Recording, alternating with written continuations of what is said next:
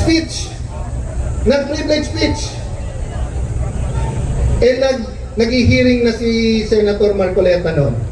Sabi ko kay Senator Marcoleta, Sir, bawal mag-privilege speech kapag ka hini-hearing na. Dapat sa hearing. Mabait po si Senator Marcoleta. Sabi niya, aangal ba? Hindi, baka naman makatulong sa atin. So nagkaisa kami sa minority noon. Sige, kahit na bawal ang ginagawa, kung makakatulong sa bansa, kung mahanap ang magnanakaw, kung ang kadiliman ay mabibigyan ng ilaw, okay na. Nag-speech po siya. Na-reveal yung mga ghost. Pagkatapos sinabi, 400 yung ghost, 1,000 na yung ghost. Ang daming in-expose. And then pinalitan si Senator Marcoleta. Nung pinalitan si Senator Marcoleta, ang mastermind ay senador na lang. Nawala na po lahat ng iba. Nawala na sa departamento, nawala yung secretaries, nawala yung congressman, nawala po yung napakalaking tao na kung siya po ay nagpagalaw nitong lahat. Pero sabihin nyo, kapatid na Alan, bias Hindi po. Si Ombudsman Boying Remulla mismo nagsabing, meron mastermind. Sabi po ni Ombudsman, meron mastermind. Ano po ang sabi? Ano po sabi ni Senator Lacson? Walang mastermind.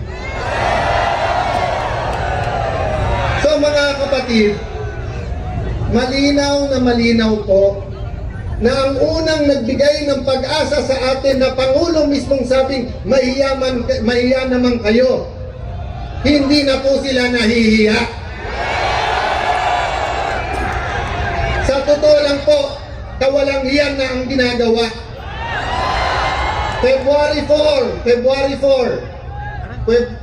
4 po, ipwepuesto po namin si Senator Legarda bilang Senate President. 30 minutes before 3 o'clock, tumahimik ang buong Senado. Bakit po? Nagtawagan na galing sa mga tataas na opisina at sinabi sa mga senador, hindi na kayo makukulong, bawiin nyo lang pirma nyo. Huwag niyong papalitan si Tito Soto. Yan po ay recorded, yan po ay alam ni Jinggoy Estrada, yan po isisiwalat niya sa tamang panahon. Ang sabi po sa amin, wag lang si Loren. O hindi na namin tinanong bakit. Sabi ni Loren Legarda, Alan, anak ko lumalaban eh. So baka yun ang dahilan. Pero okay lang, Alan. Okay lang, sinabi niya sa amin lahat. Magtiis tayo, magtrabaho, pero sabihin natin, wala nang lokohan. Walang lokohan sa flood control, walang lokohan sa tsa-tsa, walang lokohan dito sa dadating na impeachment. Ano po nangyari? Araw-araw pabago-bago, sasabihin ni Senator Lacson, walang report. Tapos may report. Tapos may mastermind. Hindi, kasama na. Hindi kasama si Romualdez, kasama si Romualdez. Tapos yung sinabi ng isang witness, eto yung mga secretary, nag-deliver. Lumabas po, di ba? Yung mga Marines. O ano sabi ni Senator Lacson? Sabi niya, hindi nag-deliver, pero hindi sa Malacanang. Kasi Senator Lacson naging witness na rin. Paano po siya naging witness? Yung po ang inalma namin. Kaya nung Mayo 11, dumating po si Senator Bato. Alam niyo po ba, Lunes yon? Sabado, tumawag siya sa akin. Sabi niya, Alan, panay checkpoint na hindi na ako makakarating. Wala rin naman yung isa. Hindi ko nasasabihin kay sino. Sabi ko, Kuya, yung isang yon pang 14, pang 13 ka. Sabi niya, ganun ba? Sige, pagdadasal ko. Alam niyo po, nung sinabi niya pagdadasal ko, naramdaman ko na hindi yun yung parang may pag-asa ba? May pag-asa. Pero tingin mo walang pag-asa. Hindi yung parang, boss, laban, pagdasal natin. Hindi po. Naramdaman ko yung sincerity, ipagdadasal ko. Lunes ng umaga, alas 10 ng umaga tumatawag. Sabi ko, Sen, kung dadating ka, Alan, hindi Sen, gusto ko lang malaman mo kung dadating ka. Eto, Sen, makinig ka. Sabi ko, ano yun kuya? Nandito na ako, sunduin mo na ako. So, napagdasal tinagal niya at alam niya ang tamang gagawin. Akalain po ba namin? Puno na ng NBI ang Senado. Mahigit 20 operatives na sa loob na po ng Senado nakakalat na. Mismong pong si President Cory Aquino nung nagkaroon ng kudeta, mismong Senate President niya na si Senate President Salonga, hindi pinayagan na kunin si Senator Enrile, former Senate President Enrile sa loob. Pinayagan mag-privilege speech muna tapos nag-surrender. Kahit na naniniwala sa panahon na yon na walang kasong rebellion complex with murder. Ngayon naman po may bagong kaso, plunder complex with campaign donation. Kung pandarambong po ang pag-accept ng campaign donation, hindi po bribery ha, iba po yung bribery. Yung may tatakbo, may kailangan kontrata, eto. Wala pong kailangan na kontrata po, yung mga nag-donate kay Kuya Dante. Wala po. Kung yun po ay plunder, baka kalahati po ng mga nanunungkulan sa gobyerno ay sama-sama na dapat makulong dahil sa mga donasyon. So, bibigyan ko ng example ha. Although karamihan dito kapatid, sabihin na natin may iba pang mga sumama. Noong 2016 election, meron pong eleksyon, may isang kandidato nagpapadonate ng lugaw. Okay? Magandang project yon, magandang project yon.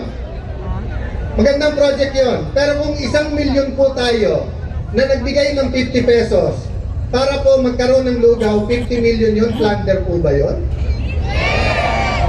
O kayo po, may mga t-shirt kayo. Kung tatakbo po si Kadante, nagbigay kayo ng t-shirt worth 50 pesos, eh ilang milyon po mga kapatid? Sa 1 milyon na lang po nagbigay isang t-shirt, plunder po yun? Ang kasalanan po ni Senator Marcoleta ay hinahanap niya ang katotohanan. Yun po ang buong katotohanan. Alam niyo po, hindi po ako magpapakahaba. Alam ko pong mahaba ang programa, mahaba ang pagtitiis, pero gusto ko pong aminin sa inyo to. Kaninang umaga, nung pinapanood ko yung video at malakas ang ulan at hindi po umaalis, tapos may konting kaguluhan, nagsisigawan, "We are one."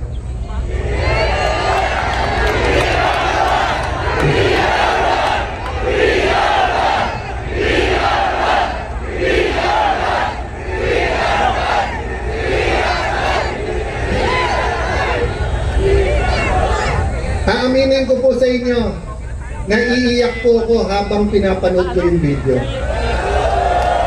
Alam niyo po bakit ako naiiyak? 15 anyos po nandito ako sa EDSA. Maka-Marcos po ako eh. Nung bata po ako. Assemblyman po ang tatay ko, 4 lang silang nanalo sa Metro Manila. Nung grade 5, grade 6 kami po, 3 lang ang suntukan. Pareho kayo ng crush, Crispa Toyota o Marcos Aquino. Yun lang po, yung suntukan sa amin. Linggo-linggo, yun lang 3 ang pinagkakasuntukan. Inuunahan mo ako sa crush ko, mas pogi ka, ako, Crispa ako, Toyota yung mga kaklase ko, o kaya, wala pang Ginebra nun, Toyota pa nun, o kaya, Aquino o Marcos. Pero dumating po ang panahon na kailangan sabihin, tama na. Tama na. Tama na. Tama na. Diba?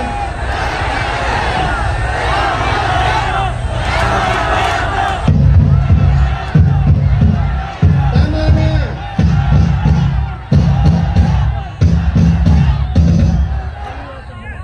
Noong 2023, halos 1 trilyong piso ang DPWH.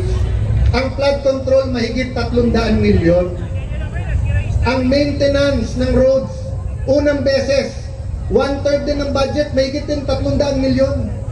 Usually, 70% ng budget ay bagong kalye, bagong tulay, bagong building. First time po noong 2023. Flood control at saka maintenance. Ang maintenance po hindi pa iniimbestigahan hanggang ngayon. Hindi pa rin po natuwa, 2024, wala pa rin nagsabing tama na. Ganun na naman ang ginawa.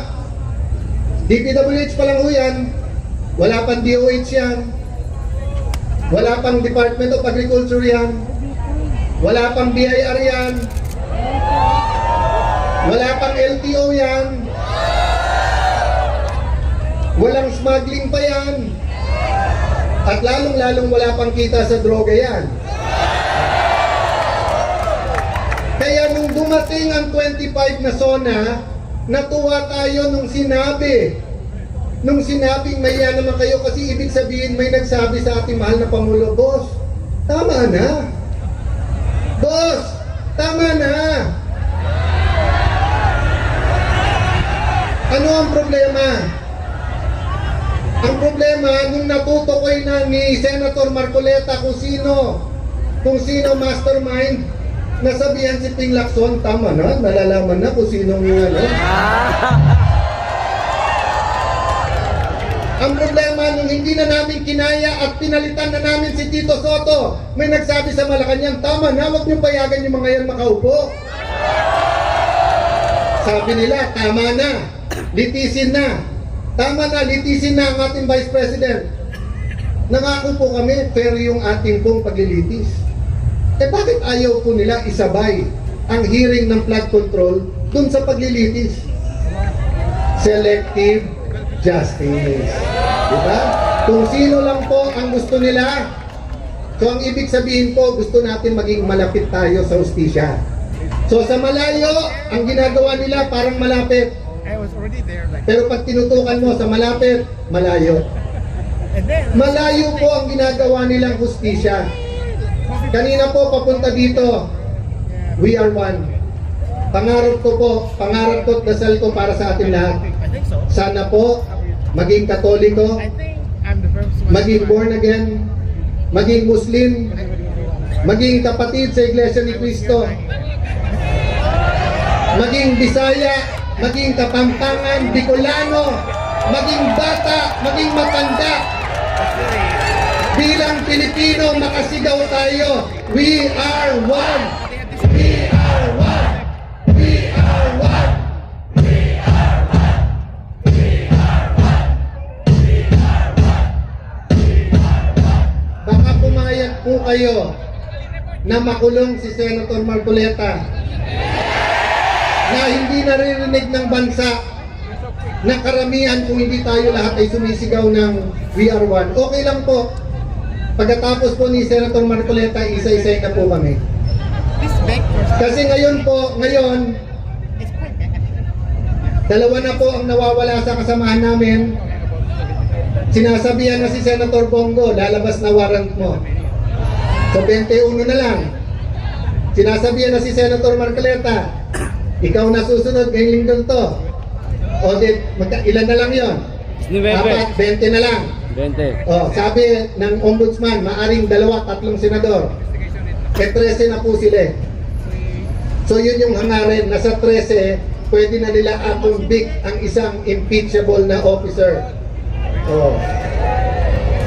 Kaya yung iba nating kasama sa EDSA noong 1986, yung pong nagsasabing laban, ay ngayon po hindi lumalaban. Bakit po? Bakit sila hindi lumalaban? Bakit sila hindi sumisigaw na we are one?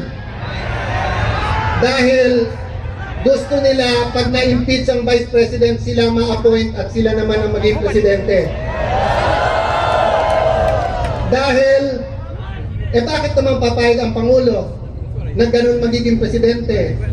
Kasi ang sabi naman ng Malacanang, sige, mag-agawan na kayo. Wala namang eleksyon eh. Magtsatsacha naman tayo. So, lahat po to ay sa pangalan lamang ng simpleng gawain. Ang gawain ng flood control. Kung wala naman pong flood control, normal po ang ating politika. Normal po, pwede natin sabihin we are one, pero ikaw dilaw, eto puti, eto itim, eto rainbow. Pwede naman po natin sabihin magkakasama tayo eh. Pero bakit po madugo ang labanan ngayon? Dahil iniisip ko nung iba, lamunin na natin yung pagnanakaw. Pag tayo naman naging presidente, palitan natin lahat yan. Hindi po mangyayari, kapatid. Kasi pag nadungisan ka na at kasama ka na sa cover up, wala ka ng choice, itutuloy-tuloy mo na ang pananakit. Itutuloy-tuloy mo na yung selective justice. Baon ka na, hawak ka na nila. Yun po ang problema natin kay Kadampe. Hindi natin po problema na makukulong siya. Ang problema natin, hindi siya mahawakan. Ang problema natin, hindi siya madidiktahan. Kaya mga kapatid, sana hindi rin kayo madiktahan. At sana po, yung mga nakikinig sa kanilang mga bahay, yung mga nanonood, pagdasal nyo po yung nangyayari ngayon. Kung may konti kayong oras at pamasahe, pumunta na rin po kayo dito dahil welcome po kayong lahat. Welcome po kayong lahat. Welcome po kayong lahat.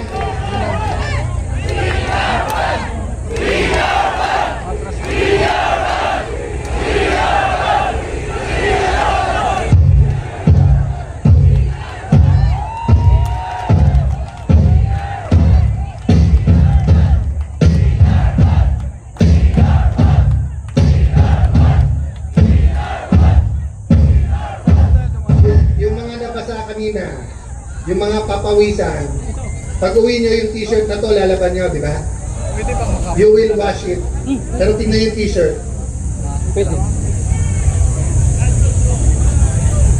They want it washed away. Siguro last na po to.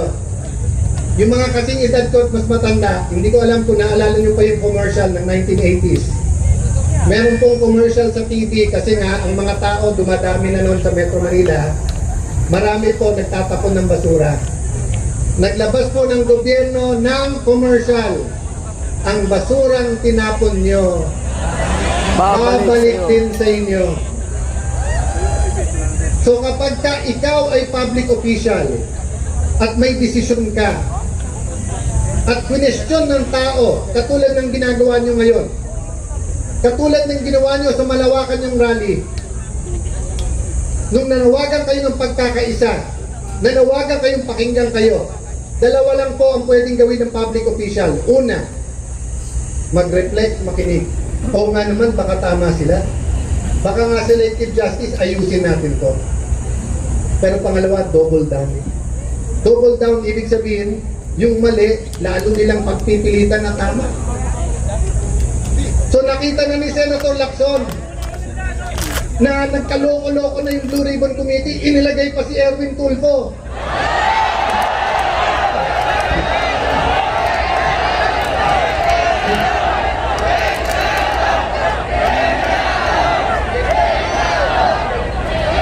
Tapos sabi ni Erwin Tulfo, nung siya po ay pinagbintangan ng 18 ex-Marines, huwag kayong mag-alala mga kababayan. Hindi po ako, si Senator Pangilinan ang mag-ihiring. Pagkatapos naging 13 na sila. Ano po ang sabi ni Senator Erwin? Ang buhay ba natin ay iikot na lang sa flood control?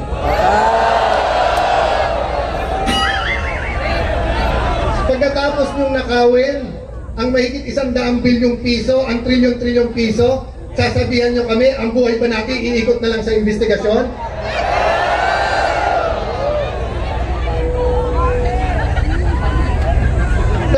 Natuwa dun eh. Huwag na tayo mag-imbestiga. Pero lahat ng manggugulo, ikulong natin yan. Si Marcoleta ang kulit, ikulong natin yan. So, kaya po tayo nandito. Wala pong pupuntahan itong ginagawa natin. Mga kapatid, tingin niyo po ba nagbago na? Okay lang kung pagkatapos ng 1 year at sinabi, mahiya naman kayo, kung nahiya na lahat, di dapat nagrarally tayo dito para magpasalamat. Pero ang katotohanan po, tuloy pa rin naman ang korupsyon. Ang katotohanan naman namimili. Ikaw, very good ka. Ikaw umamin ka. Ikaw magsoli ka. Sila na lang nagtuturok. Wala na pong daan para sa katotohanan. Sabi nila, hinaharang natin ang daan. Oo! Bakit? Hinarang nyo na yung daan ng hustisya eh. Harangin naman namin ang EDSA. Ang sabi nyo, napeperwisyo ang traffic. Totoo po yun. At pasensya na po ang mga napeperwisyo sa traffic. Pero yung gutom araw-araw, dahil ninakaw ng gobyerno ang pera, hindi ba kayo napeperwisyo? Yung nawawalan ng trabaho, trabaho, hindi ba kayo napeperwisyo? Huwag niyo po kaming, iwanan ko po sa inyo mga kapatid, huwag niyo po kaming alalahanin. Si Jinggoy Estrada, si Senator Bato, si Senator Legarda na hindi nakaupong unang Senate President na babae, si Senator Amy Marcos na kung saan dapat na-enjoy niya ang pagbabalik ng Marcos sa Malacanang, pero pinili ni Amy lumaban kasama natin. Si Senator Pia na ang kanyang pinaglalaban, pamilya, anak, kababaihan. Pero isipin niyo po, kung hindi pa niya sinundo yung 18 Marines, hindi pa papasukin sa Senado. Si Senator Padilla, na nilalait nila, kulang daw sa kaalaman.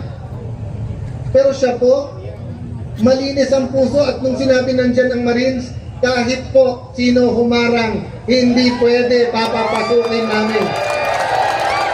So wag niyo po kaming alalahanin, disidido po kami lumaban. Alalahanin niyo po yung mga anak. Kasi kung ano tinanim natin ng 1986, kung ano tinanim natin ng 1992, kung ano tinanim natin ng 1998, EDSA 1, EDSA 2, EDSA 3 ba, naalala niyo pa? Kung ano tinanim po natin, yan ang ating anihin. So mga kapatid, yung inyong paninindigan today, peaceful rally ha? Peaceful rally po. Kanina, pagkatapos sigaw yung We Are One, sumisigaw po din. Walang manggugulo, maayos lahat, di ba? Ang mga polis, mahal natin sila, ginagawa nilang trabaho. Pero sabi sa konstitusyon, ang pinakamataas, hindi presidente, ang pinakamataas sa isang demokrasi ay ang tambayan. Sabi ng iba, huwag niyo idamay ang Diyos. Hindi po nakalagay sa konstitusyon with the aid of the Almighty. Sabi po sa konstitusyon, tayo'y maka-Diyos. So mga kapatid, tuwing sisigaw kayo ng We Are One, sana maalala ng bawat Pilipino, anuman ang ating edad, anuman ang ating kakayanan, anuman ang ating trabaho, anuman ang ating sport, anuman ang ating kapansanan, anuman ang ating religion, sana dumating ang araw na lahat ng Pilipino ay pwedeng sumigaw ng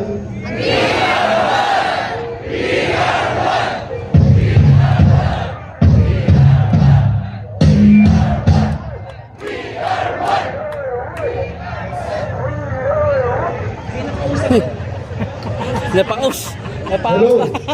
Mga kapatid, 5 palakpak para kay Senator Alan Cayetano. Ayaw mo, nandun sana tayo. Kaya nga eh. Ayaw mo.